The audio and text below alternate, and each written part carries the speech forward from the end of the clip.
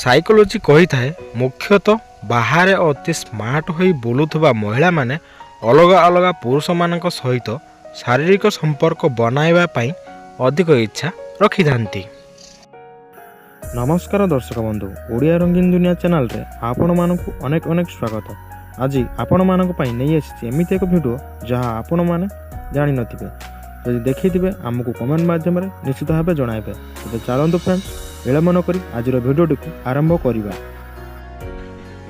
ଝିଅମାନଙ୍କ ବିହାରେ ବାଣ୍ଡ ପୁରାଇବା ସମୟରେ ବାଣ୍ଡଟି ଉପରକୁ ପଶିଥାଏ ନା ତଳକୁ ଯାଇଥାଏ?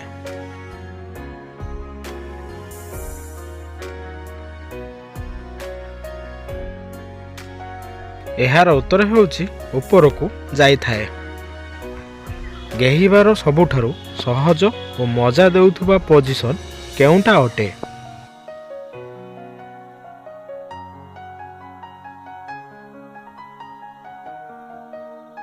ଏହାର ଉତ୍ତର ହେଉଛି ସାମ୍ନାବାଲି ଉପରେ ଶୋଇ ତାର ଦୁଇ ଗୋଡ଼କୁ ନିଜ କମର ଉପରକୁ ଉଠାଇ କରିବାଟା ପରଫେକ୍ଟ ପୋଜିସନ। ଅଧିକ ବୟସର ମହିଳାମାନଙ୍କୁ ଅତି ସହଜରେ ପଟାଇବେ କେମିତି?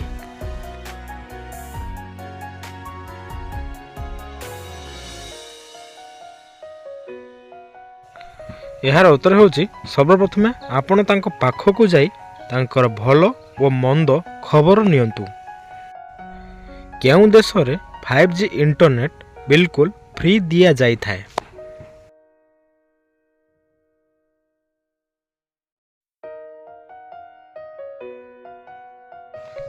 ଏହାର ଉତ୍ତର ହେଉଛି ଡେନମାର୍କ ଦେଶରେ ବିଲକୁଲ ଫ୍ରି ଦିଆଯାଇଥାଏ। ସାଇକୋଲୋଜି କହିଥାଏ ଯେଉଁ ମହିଳାର ବିଆ ଢିଲା ଥାଏ ଓ ଅତି ସହଜରେ ଗରମ ହୋଇପାରନ୍ତି ନାହିଁ, ସେହି ମହିଳାମାନେ ବିଆକୁ ନ ଚାଟିବା ପର୍ଯ୍ୟନ୍ତ ବାଣ୍ଡକୁ ପଶେଇବାକୁ ଦିଅନ୍ତି ନାହିଁ।